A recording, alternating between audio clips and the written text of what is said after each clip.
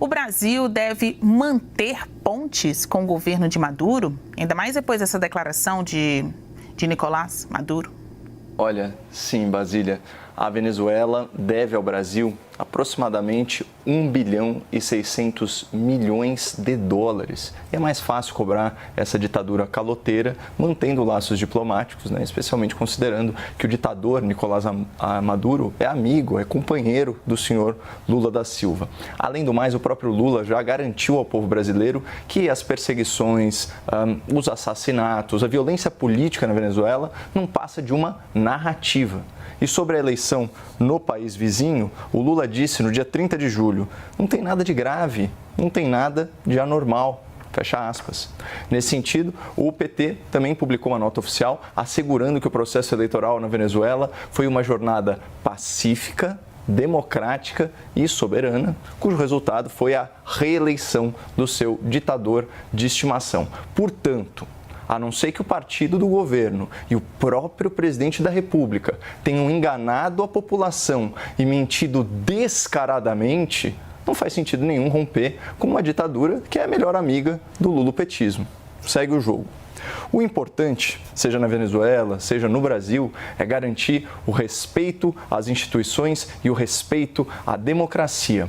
Tanto que, após a ordem de prisão contra o seu opositor, o ditador Nicolás Maduro, esse grande democrata, acusou a oposição de fascismo e afirmou: ninguém nesse país está acima das leis e das instituições, como pretende esse senhor escondido, o covarde opositor Edmundo Gonzalez.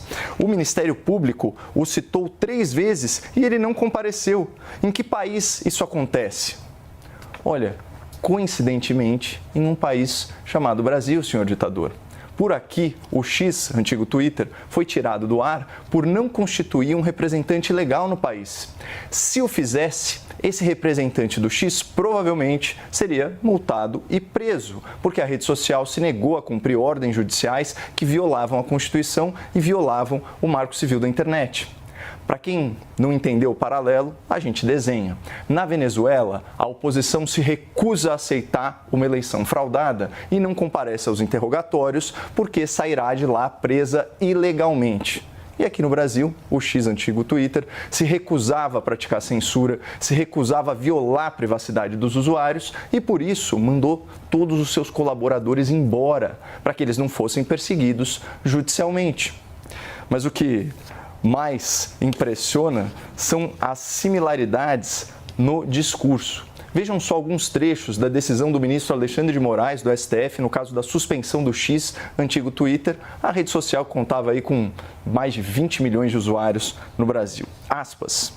Diante de reiterados descumprimentos das ordens judiciais, da tentativa de não se submeter ao poder judiciário e da instrumentalização do X com massiva divulgação de discursos fascistas, determina a suspensão imediata, completa e integral da rede social. Bingo! Assim como Maduro, o Moraes fala em combate a um fascismo imaginário, condena a desobediência a ordens judiciais muito controversas e justifica medidas cautelares absolutamente desproporcionais, para usar a expressão da OAB.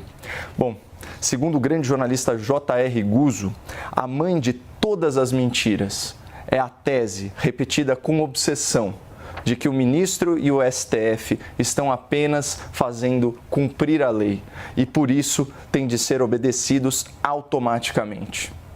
Não é verdade, pessoal. Até o próprio Supremo tem jurisprudência em sentido contrário. Ninguém é obrigado a cumprir ordem ilegal ou a ela se submeter, ainda que emanada de autoridade judicial, mas é dever de cidadania opor-se à ordem ilegal. Caso contrário, nega-se o Estado de Direito. Numa democracia saudável, nenhuma autoridade é a encarnação da própria lei. E por isso que a Venezuela não é uma democracia. E por isso que a democracia brasileira está cada vez mais doente.